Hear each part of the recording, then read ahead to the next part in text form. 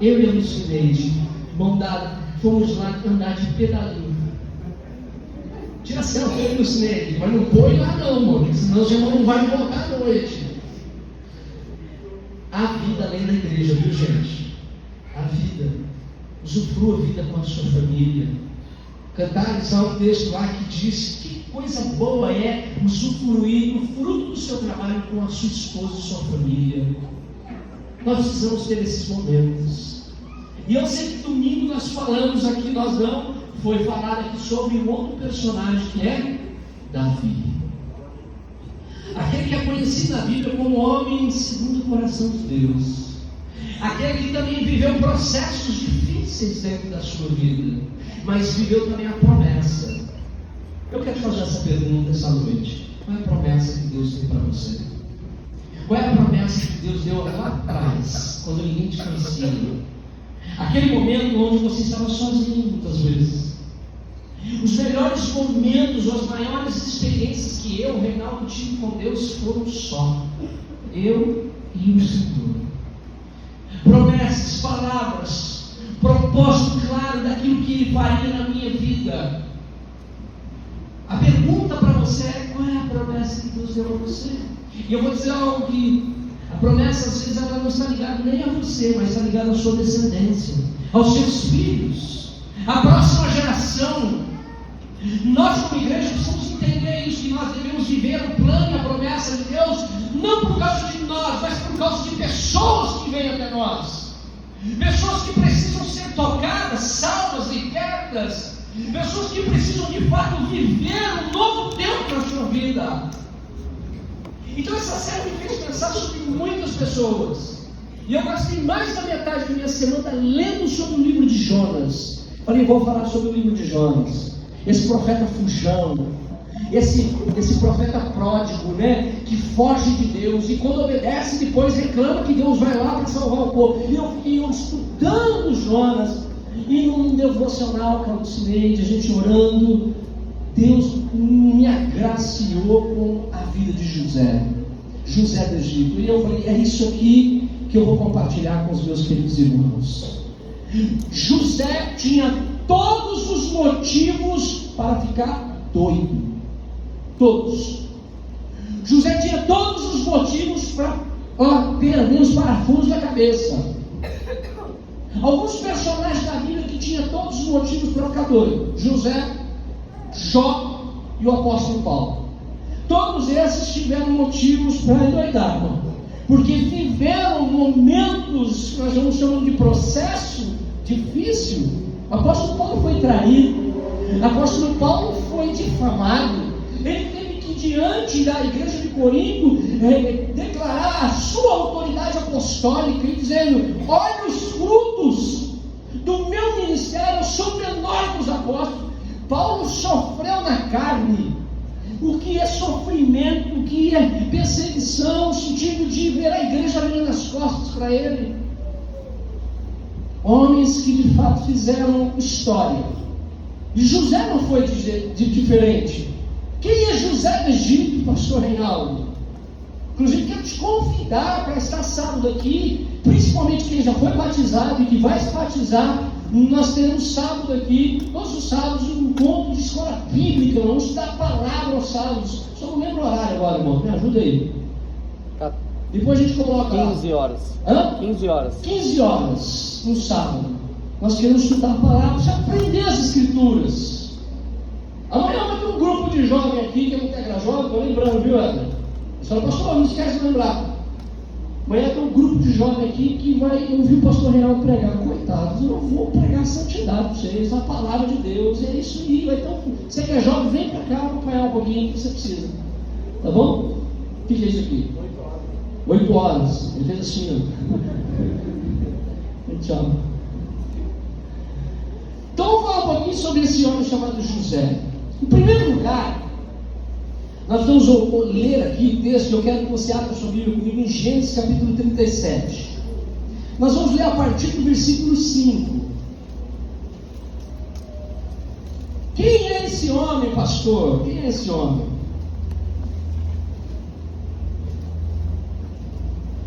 Nós vamos ler na NVT, Nova Versão Transformadora. Pastor, quer comprar uma Bíblia? Que Bíblia que eu posso comprar?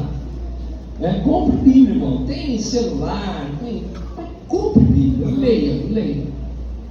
Eu gosto da NVT, Nova Versão Transformadora.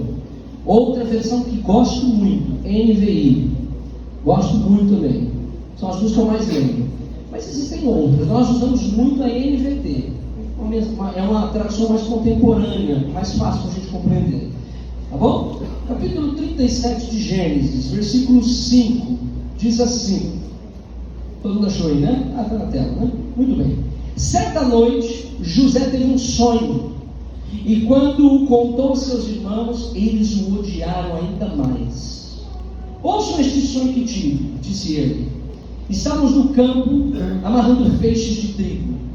De repente, meu feixe se levantou e ficou em pé.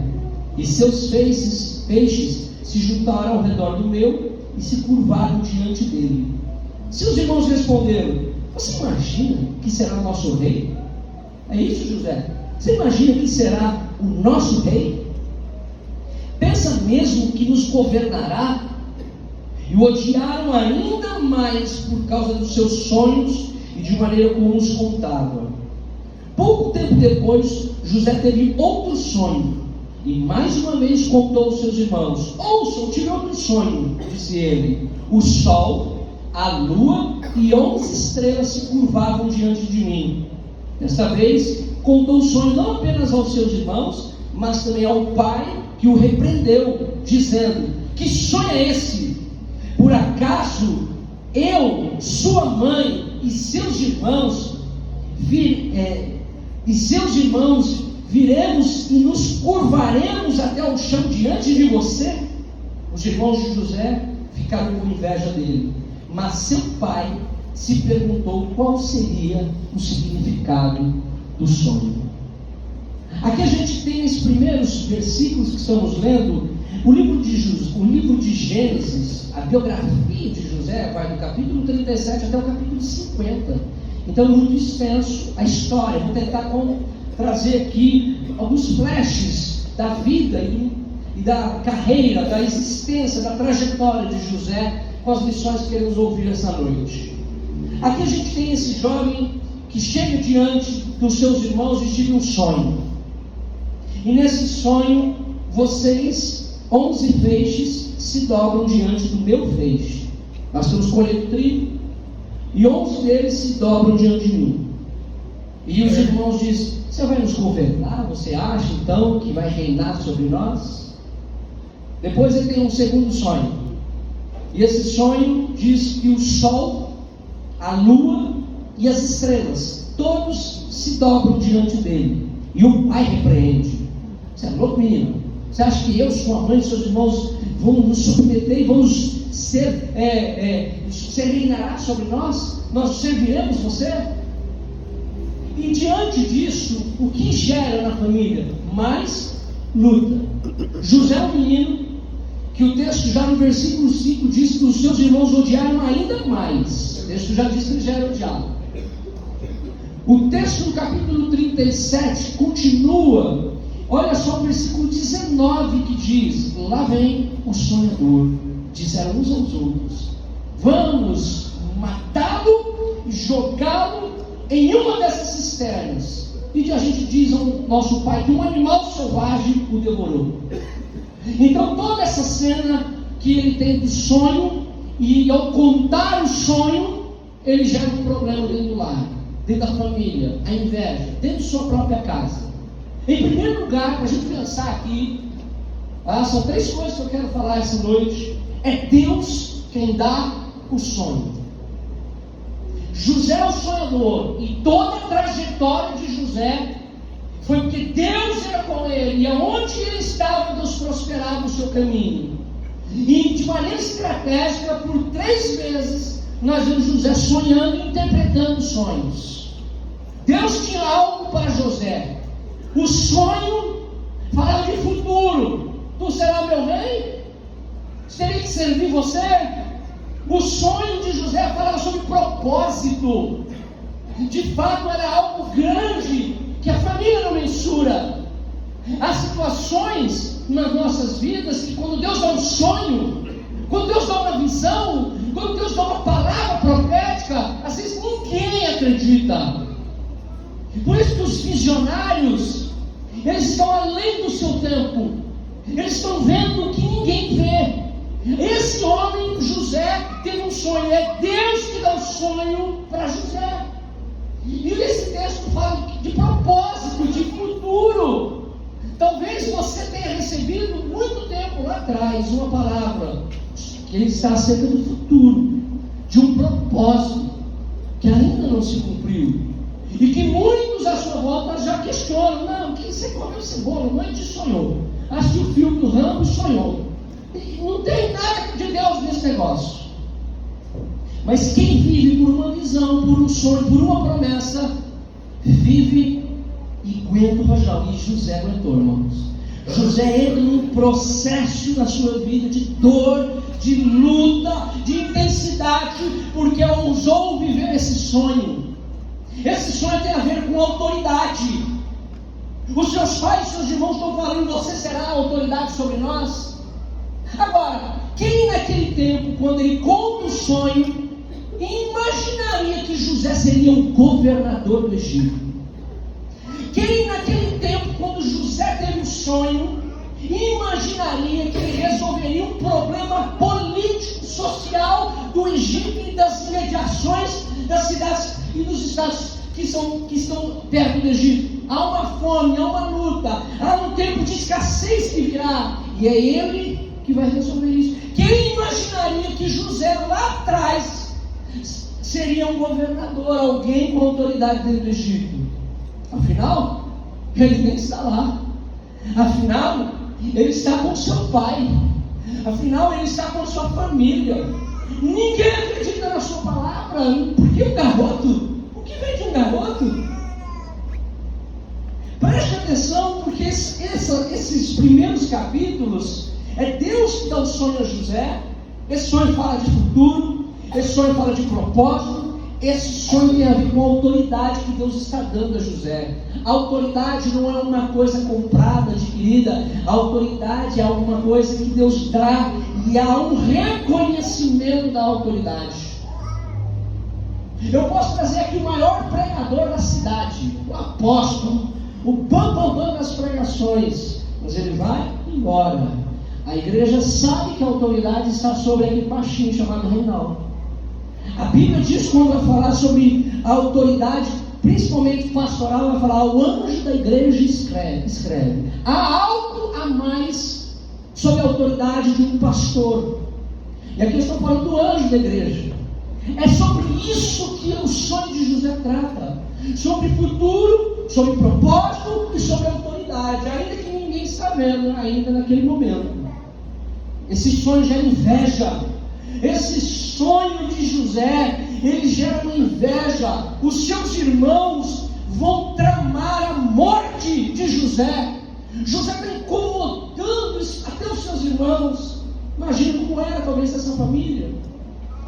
Os seus irmãos, eles tiraram a túnica de José e jogaram José dentro de uma cisterna. E vão pegar a túnica, manchar com sangue de animal e entregar para o nosso pai e dizer: só um animal. José saiu e ele foi morto por um animal.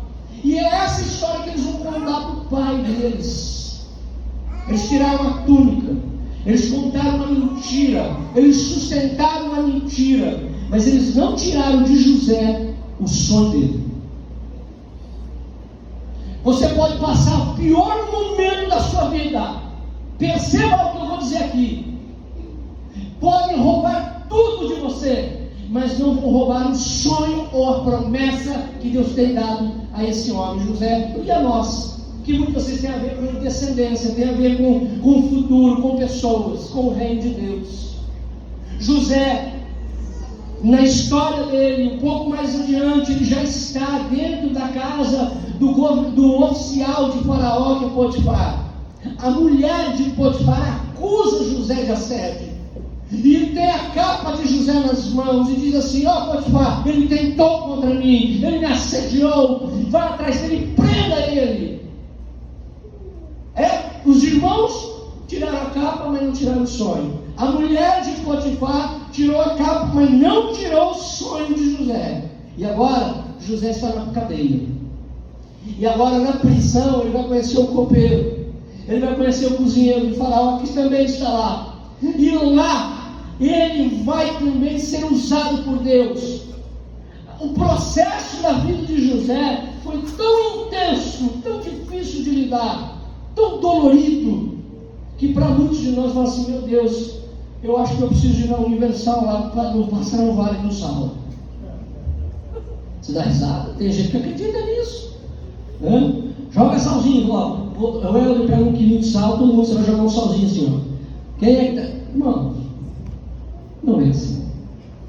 Mas tem gente que acha que tem alguma coisa nele. O que eu fiz que nada dá certo? O que eu fiz que nada dá certo? Por que minha vida não dá certo? Porque Deus está fazendo a obra. Deus está na sua vida. Deus está te levando para o vale. Deus está te levando para o deserto. Deus está te conduzindo a caverna. Deus está tratando contigo. Mas quem dá o sonho? É Deus. Se Deus deu o sonho, Ele vai dar a direção. Se Deus dá o sonho, Ele vai dar o escape. Ele vai dar o cuidado, a provisão.